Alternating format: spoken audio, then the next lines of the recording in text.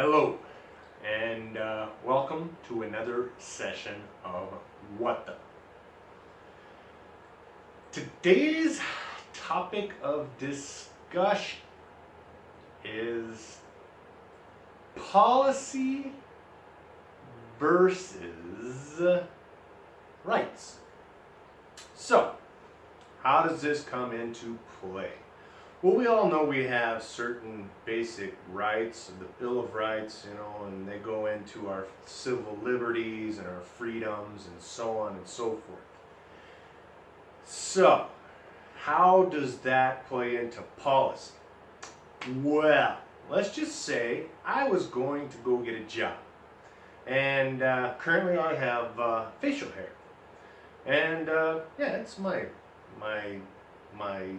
own preference to have facial hair. I like it, it's freedom, I can grow it, keep it relatively clean cut, so on. But if I go to a job and their policy at their job is no facial hair, so does it interfere with my rights? Not really, it's just a policy. No facial hair, you want the job, you have to shave. Okay, alright, I guess if I want the job, I'll have to shave.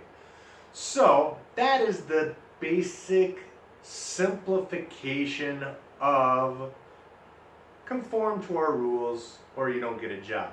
So, how does that translate into a bigger picture?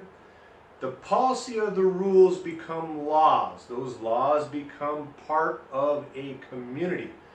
The city or the municipality that you live in has laws. Those policies become policed, and that's where the police come in. They police their own laws, and those laws are basically policies.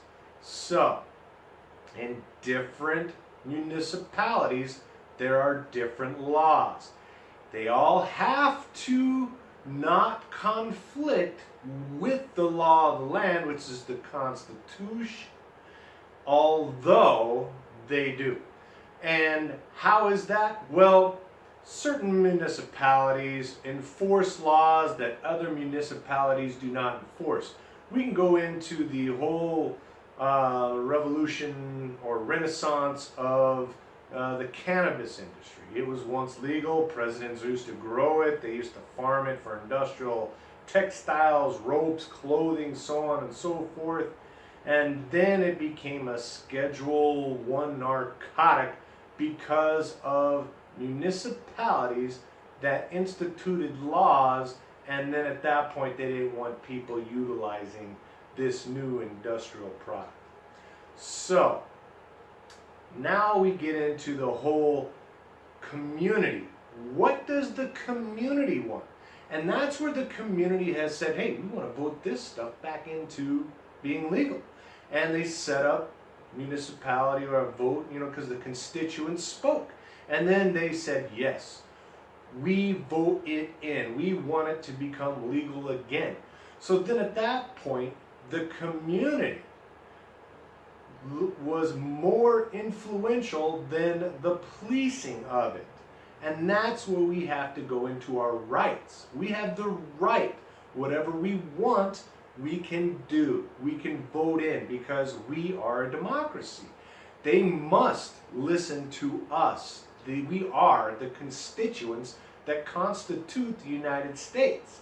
We are the people of the United States. So, therefore, we have our rights, and what we can do is we can lobby for these circumstances, sign petitions, vote laws into, vote legislation for laws to take effect and for things to become legal. So often has our civil liberties been taken away. And, well, one of the biggest things is privacy. We should all have the right to privacy. Do you remember in the Constitution where we are not forced to quarter soldiers and so on and so forth? That is our domain. And that, if anybody comes into our home and invades our privacy, where they hack into our computers, when they look at where our stuff has been, okay, if I'm going to Google this, and they keep a cookie trail of our, that is basically invading our quarters and in taking into us, and then they'll try and utilize some excuse as Homeland Security, when really, how come we were so secure before Homeland Security ever existed? And nobody ever thought of these things unless somebody was, okay, hey, if we do this, we can create this, and maybe we can create for-profit policies. What are those for-profit policies? For-profit prisons. Those are totally unconstitutional. So, because they're instituting their own policies that conflict with what the community wants. The community should always be able to police itself. They should always institute their own policies. They should only be able to create opportunities that perpetuate the community's best interest. Well, unfortunately, for-profit prisons are not perpetuating the community's best interest. And they aren't even representative of the community. So, always remember how policy is only a policy of whatever that municipality is, and the people in the community have a right to investigate these policies or these laws that have been put into effect if they are violating our civil liberties. This has been another session of What the